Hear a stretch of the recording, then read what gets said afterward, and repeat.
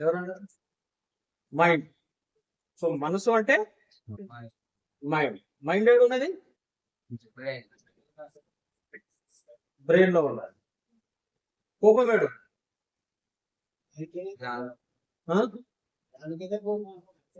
అదే దానికెళ్ళే కానీ ఎక్కడ ఉన్నది కోపం అంటే ఏడు ఉన్నది? బ్రెయిన్ లో ఉన్నదా మైండ్ లో ఉన్నదా?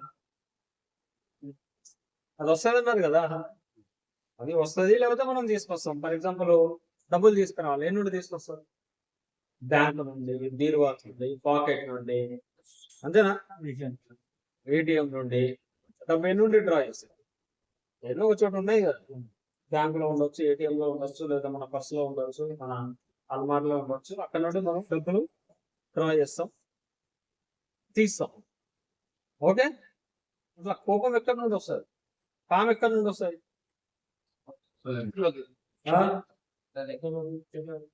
జనరల్ గా పుట్ట అంటారు. జనరల్ గా అరే అది తిరిగినా గానీ ఎన్ని నుండి వచ్చినా గానీ అల్టిమేట్ గా అది పోయేది మాత్రం పుట్టలోకి పోతుంది. పాము పుట్టల నుండి వస్తుంది కదా. కోపం ఎక్కడి నుండి వస్తుంది? డబ్బులు అల్మార్ నుండి వస్తాయి.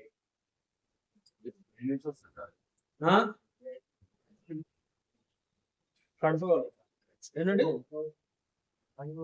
కడుపులో నుండి వస్తుంది, బ్రెయిన్ లో నుండి వస్తుంది, మైండ్ లో నుండి వస్తుంది. కన్ఫ్యూజింగ్ అనిపించట్లే? అసలు దాన్ని ప్లస్ ఏమన్నా డిసైడ్ చేయగలుగుతున్నాం? కోపం ఏ నుండి వస్తుంది అంటే జనరల్ గా మనకు తెలుసు అంతే. గుండె నుండి వస్తుంది, గుండె హార్ట్ నుండి వస్తుంది. హార్ట్ లో ఎక్కడ సర్జరీ చేస్తారు కదా, తీస్తారు, 4 చాంబర్లు ఉంటాయి, బ్లడ్ ఉంటుంది. కోపం ఏడు ఉంటుందా?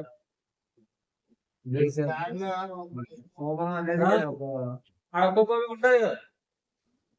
అంటే ఇప్పుడు బ్రెయిన్ సర్జరీ తీసి చేస్తారు, బ్రెయిన్ సర్జరీ అయితే చాలా మందికి అయితే యాక్సిడెంట్ అయినప్పుడు తీసి పక్కకు పెట్టి సర్జరీ చేస్తారు.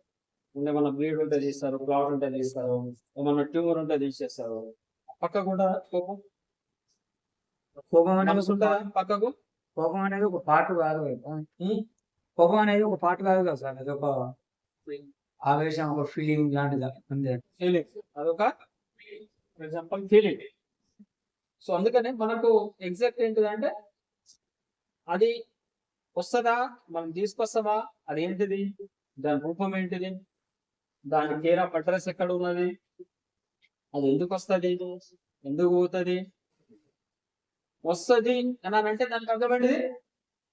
ఫర్ ఎగ్జాంపుల్ వస్తుంది, పాము మనల్ని అడిగి వస్తుందా? పాము ఎక్కడ అడుగుదా పుట్టలో నేను రావాలా బయటికి అని?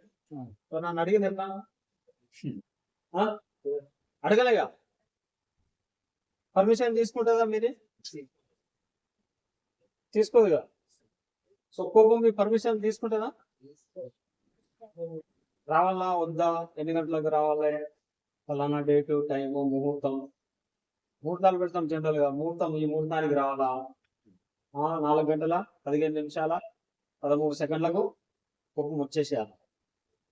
అట్లా వస్తుంది. మరి హంగర్ అంటే ఇంటెన్స్, ఇమ్మెన్స్ ప్లెజర్. అది మనము కేవలం నోటి జ్ఞాపకం చేసుకున్నామని. ఫర్ ఎగ్జాంపుల్ తెలంగాణ రాజధాని ఏంటిది? హైదరాబాద్. భారతదేశం రాజధాని ఏంటిది? ఢిల్లీ. జ్ఞాపకం చేస్తున్నాం. కోపం ఏంటిది? యాంగర్ ఏంటిది? రాసుకున్నాం, రిటర్న్ గా జ్ఞాపకం పెట్టుకున్నాం. ఇమ్మెన్స్ ప్లెజర్, ఇంటెన్స్ ప్లెజర్, ఏదో సంథింగ్. ఏమైతుంది దాంతో? ఫర్ ఎగ్జాంపుల్ జ్ఞాపకం ఉన్నది అనుకో, దాంతో ఏం మార్పు ఏమైంది? దాంతో ఏమైనా మార్పు అవుతుంది అంటున్నా.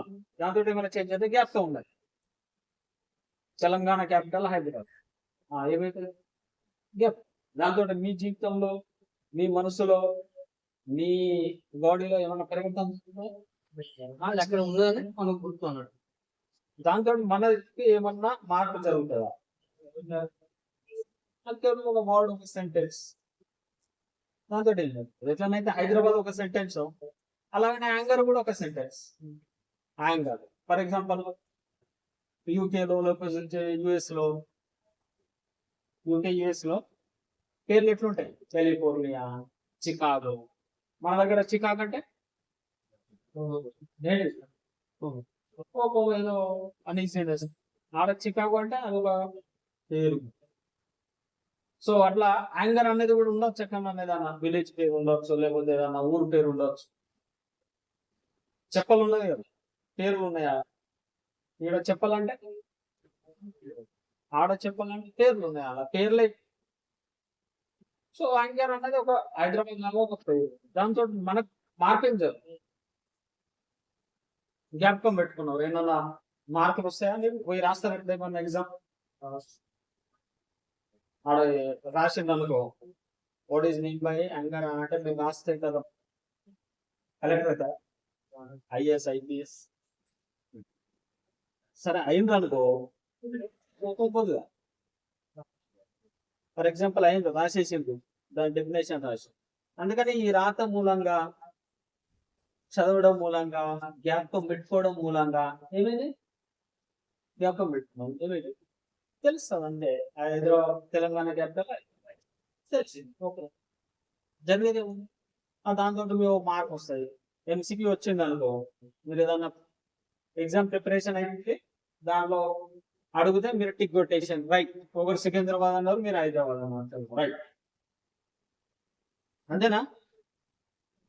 మీకు వచ్చేది ఒక మార్క్ వచ్చేసి, దాంతో మీరు ఒక మంచి పోస్ట్ కొట్టేసి జిఎం సిఎం ఏదో జనరల్ మూమెంట్ ఏదో కొట్టేసారు. ఏమైంది?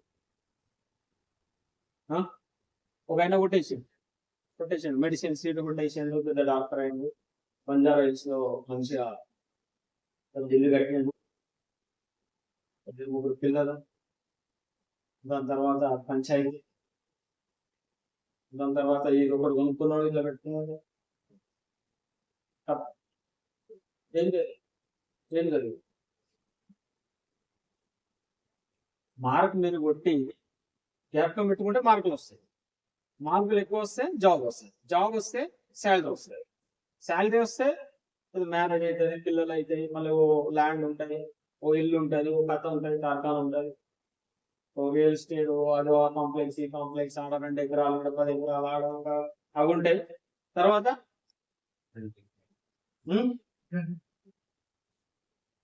ఏం ఇస్తారు? ఇవి పట్టుకొని అర్థమే ఉంటుంది. What is the meaning? అర్థమే ఉంటుంది. అన్ని కోర్టులకు, అన్ని ఆ క్వాలిఫికేషన్ కు ఏమున్నది? అర్థమే ఉంటుంది.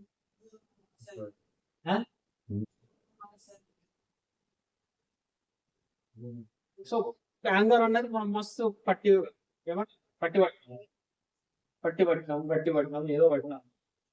ఏమేమైతే దాని మార్పు ఏం జరుగుతుంది? జ్ఞాపకం ఉంటుంది. మనకు కావాల్సింది ఏంటిది?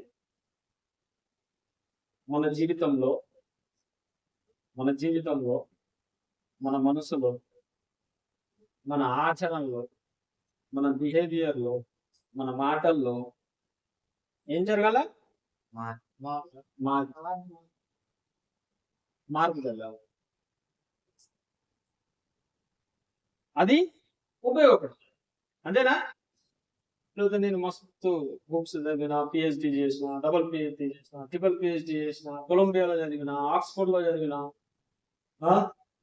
లండన్ స్కూల్ ఆఫ్ ఎకనామిక్స్ లో చదివిన, ఆడ చదివిన, ఈడ చదివిన, 3-4 పెన్నులు పెట్టుకున్నా, ఒకటి రెడ్, ఒకటి బ్లూ, ఒకటి ఎల్లో, టై వేసుకున్నా, బూట్ వేసుకున్నా. చాయ్ కొంచెం వెయిటర్ తీసుకోవడానికి లేట్ అయితే గడగడ అనుకుంటున్నాం. దానికి సంబంధం వెయిటర్ చెప్పిన హోటల్లో కూర్చోండి, 5 స్టార్ హోటల్లో, 7 స్టార్ హోటల్లో కూర్చోండి, ఆయన ఒక కాపీ మొత్తం అయిపోయినాయి అన్ని, కూర్చున్నాం. వెయిటర్ కు కాపీ, వెయిటర్ కొంచెం 1 నిమిషం లేట్ అయింది, ఏం చేస్తాం? లోపల నేను చెప్పిన, నేను ఎన్ని పిహెచ్డీలు చేసి, ఎంత పెట్టి, ఎంత మొన్న చెక్ ప్లాన్ తోటి ఇక్కడ దిగి 7 స్టార్కి వచ్చి కాపీ చెప్తే 1 నిమిషం 2 నిమిషాలు లేట్ అయితే ఏమైతే ఓపిక అర్థమే ఉండదు. దానికి అర్థమే ఉండదు. ఏమన్నా చదువుకో, ఏమన్నా నీకు శ్లోకాలు జ్ఞాపకం ఉండని, లేకపోతే దీని వేదాలు జ్ఞాపకం ఉండని, లేకపోతే నీకు ప్రపంచంలో ఉన్న మొత్తం లిటరేచర్ అంతా ఏడున్నది అనుకో. కానీ వేటకు వచ్చి 5 నిమిషాలు లేట్ అయితే నీకు పగపగ మండుతుంటాయి. ప్రయోజనం లేదు. నీకు మనసు తెలుసు, కోపం తెలుసు, దాని డెఫినేషన్ తెలుసు, శాంతి తెలుసు, దాని డెఫినేషన్ తెలుసు, సంతోషం తెలుసు, దాని డెఫినేషన్ తెలుసు. నువ్వు బోధిస్తున్నావు, మస్తు చెప్తున్నావు, అందరికి లక్షల మంది ఉన్నారు, లక్షల మంది ఉన్నారు.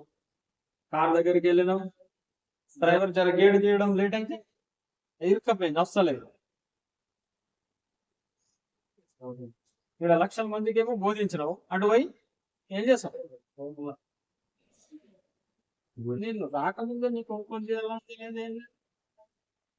నేను వచ్చిన ఊళ్ళో నువ్వు దాన్ని పట్టుకొని పూల ఆయనతో తెలియదు, డ్రైవర్ కంటే తెలియదు, నీకేం తెలుసు? నువ్వు ఎన్ని పిహెచ్డీలు చేసి ఇంత లక్షల మందిని బోధించి ప్రయోజనం ఏమో ఉందా? ఒక పావులెత్తు, ఈసమెత్తు అంటారు కదా, ఈసమెత్తు, పావులెత్తు, ఏమన్నా ప్రయోజనం ఉందా? మరి ఎట్లు ఎట్లా ఉన్నారు కదా లేదా ప్రపంచంలో ఎడ్యుకేటెడ్, అన్ని రట్టా కొట్టి రొట్టి కొట్టి టాప్ కొట్టిన వాళ్ళు లేరా?